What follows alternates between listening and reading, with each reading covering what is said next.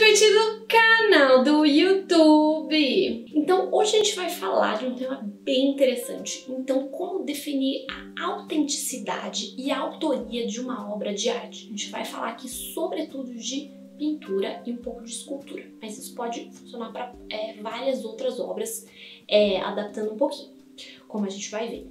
Então, são duas coisas diferentes. Primeiro, a gente tem a história da autenticidade, basicamente se é verdadeira ou se é falsa.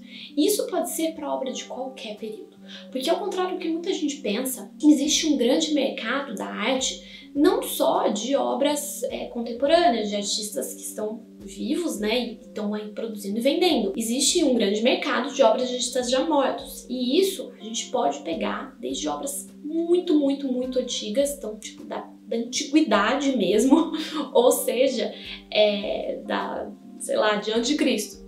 A gente pode ter isso aí, e daí passando aí pelos mais diversos períodos até os dias atuais. E é claro que as obras que a gente tem maior abundância são dos artistas mais recentes, né? Então, por exemplo, artistas modernos, tem artistas que produziram muito, tipo Picasso, e acaba tendo um grande valor também, porque são artistas muito conhecidos e estão aí entre os artistas que conseguem os maiores valores. Porque então, conforme você vai indo mais para trás no tempo, tem épocas que muitas obras foram destruídas somente porque, né, faz muito tempo, a ação do tempo, etc. Então, em alguns momentos você tem mais obras, menos obras, valendo mais, valendo menos, toda aquela lei da oferta e procura e tal. Tem um vídeo aqui todo no canal sobre como se define o valor de uma obra de arte. É mais voltado a obras modernas e contemporâneas, o que eu falo nesse vídeo, mas pode funcionar para várias outras obras de outros períodos. Eu vou deixar o link aqui embaixo para vocês, caso vocês queiram ver. Então,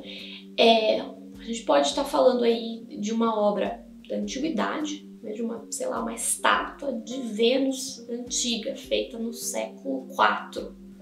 Depois de Cristo, por exemplo. Então, é importante saber que como o mercado da arte, independente da época, tira muito dinheiro, existem falsificações. Então, é claro que existe a possibilidade de, sei lá, você vai lá e vai comprar uma obra falsificada. Algumas vezes você vai pagar alguns milhares, outras vezes pode-se pagar milhões.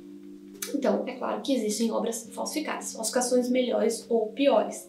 Tem uma história, inclusive, bem interessante de um falsificador muito famoso, que, se não me engano, ele foi encontrado na França, né, porque já sabia que ele falsificava e tal, e ele era tão bom, mas tão bom, que as autoridades não tiveram coragem de queimar as obras que estavam com ele. Então, as obras que, em teoria, ele tinha feito, ele tinha ali copiado, né, eram pinturas, porque ele disse que tinham obras verdadeiras no meio das falsas. Só que ele é tão bom, mas é tão bom, que ninguém conseguiu dizer com certeza, botar a mão no fogo, quase que literalmente, para dizer, olha, essas obras são todas falsas. Porque ele é tão bom que pode ter uma verdadeira lá pro meio. Então isso pode acontecer também. Então, tem toda essa história de se definir, essa obra é daquela época, é daquele artista. Então a gente tem toda essa história. E tem a história também de se definir quem fez tal obra. Que até muito recentemente na história da arte, os artistas não assinavam suas obras.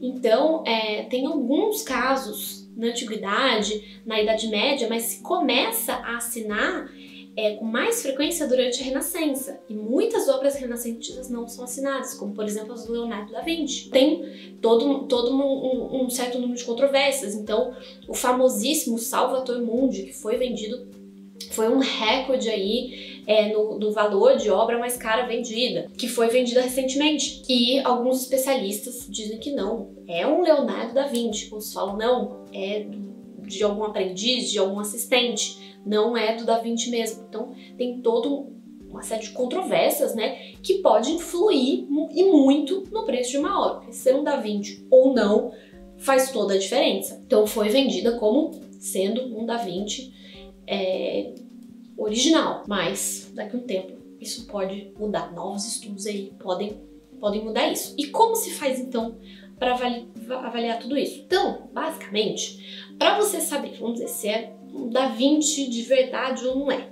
como vocês podem ver, é muito difícil definir esse tipo de coisa. Existem falsificações que são muito grosseiras, né? fácil, relativamente fácil de você ver que está sendo falso. Então a gente começa, por exemplo, tem datações. Então, datação por carbono 14. Então tem técnicas científicas, né, que se usa química, por exemplo, para datar uma obra. Então, por exemplo, o chamado carbono 14 funciona melhor para obras bem antigas. Então, se pode definir mais ou menos ali o material que foi feito a obra, né? Tipo, sei lá, uma estátua de madeira, pode-se definir se ela é muito antiga, se é menos antiga e tal. Tem a dendrocronologia, que analisa por aqueles ciclos que tem, por exemplo, nos pedaços de madeira. Quando a gente corta a árvore, né, a gente tem aqueles círculos concêntricos, não são exatamente círculos, né, aquelas formas concêntricas.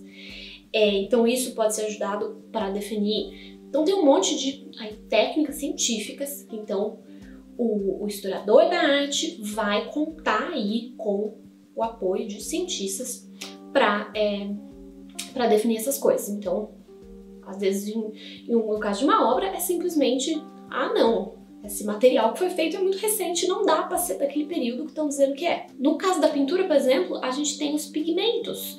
Então, até muito recentemente, na história da arte, os artistas faziam seus próprios pigmentos. Os pigmentos que eram vendidos, industriais e tal, as tintas sintéticas, apareceram só no século XIX. Então, até muito recentemente, o artista tinha que ir lá, pegar um mineral ou o bichinho, porque tinham tintas que eram feitas de bichinhos moídos, pegar ali o que ele tinha que usar para fazer a tinta, moer, fazer a tinta. Geralmente eram os aprendizes que faziam esse tipo de coisa, mas enfim. Então o artista tinha que ir lá, daí adiciona o óleo, adiciona o ovo, o que tiver que adicionar. Tem um monte de vídeo aqui no canal também sobre as técnicas artísticas, vocês podem dar uma olhada, tem toda uma playlist sobre isso, técnicas, materiais artísticos. Então isso também vai ser muito importante. Então, se é um falsificador que não tem o mínimo conhecimento, ele vai usar uma tinta que é sintética, você já sabe que aquele pigmento não existia, né? Então você pode ter esse tipo de coisa. Então você pode saber que em tal época, em tal lugar, não se usava tal pigmento. Então tem todas essas coisas. E tem também o que aquele artista em si usava. Então a gente cai aqui nos hábitos dos artistas. Então, determinado artista, ele geralmente usava painéis de madeira. Ele geralmente usava, sei lá, álamo e carvalho. Então você tem isso aí. Claro que tem análise, pode-se ter análise desse painel aí de carvalho, para ver de quando foi, de quando não foi. Então tudo isso tanto pode servir para dizer se é verdadeira ou se é falsa a obra, e para determinar, é desse artista ou é daquele artista. Porque como tem essa história de as obras não serem assinadas até períodos recentes, que hoje em dia é quase sistemático, né? O artista assinar a obra.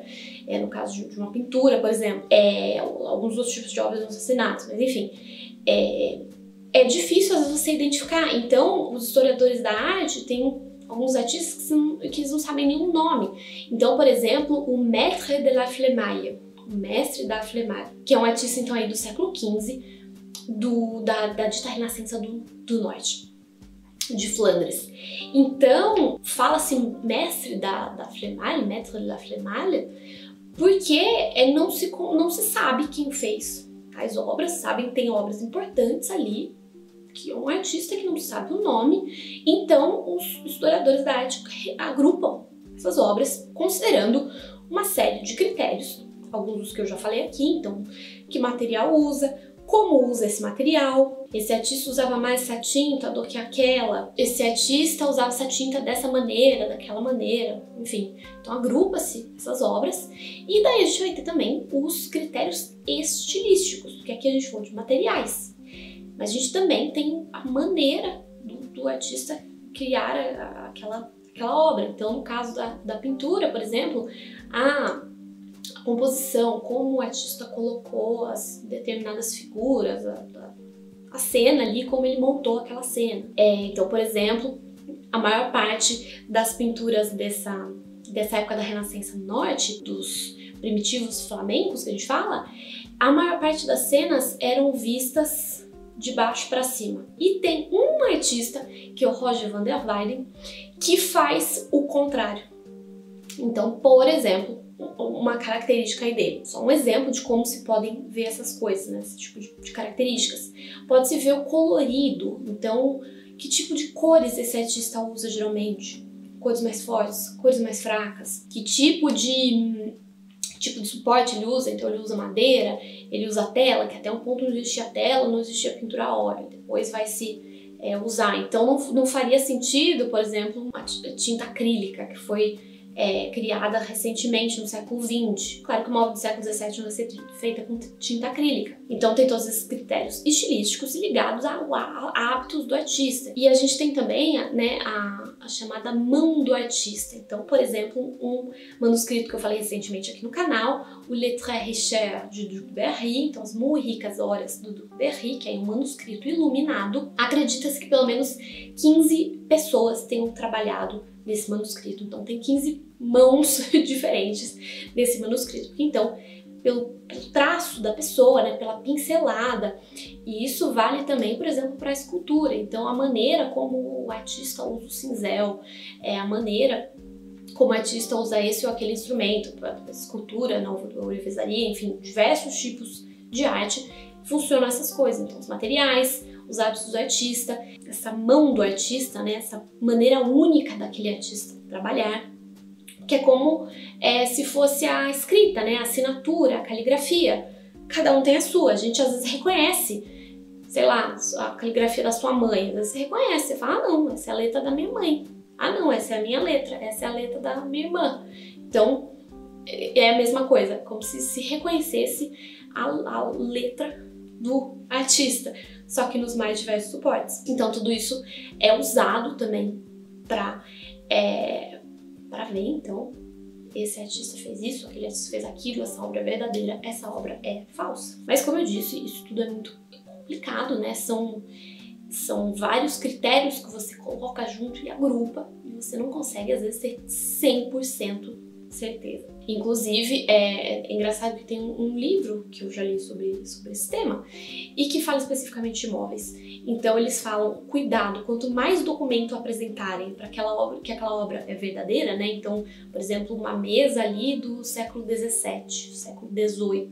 Quanto mais documento te apresentarem dizendo, não, essa mesa é do século XVIII, quanto mais carimbo, quanto mais coisa tiver, você dá até uma desconfiada, que papel demais, a pessoa tá chamando mais sua atenção pro papel do que pro objeto em si, né? Prestar atenção no objeto, nas suas características, para ver se ele é verdadeiro mesmo ou não. Que é claro, quando se fala de uma falsificação, os falsificadores têm as suas técnicas também, né, para tentar driblar o máximo possível todos esses conhecimentos aí dos especialistas. E, em muitos casos, para saber que artista fez tal obra, então, por exemplo, no caso do Maître de la Flemaille, né, a mesma coisa, né, não é o caso de uma falsificação, mas é o caso de historiadores que estão tentando aí falar quem fez essa obra aqui. Ah, a pintura, muito bonita, mas tá, quem fez, qual é, né, a história dela e tal. Quem fez essa, qual outra fez também. Então tudo isso, né, bastante importante nesse tipo de questão.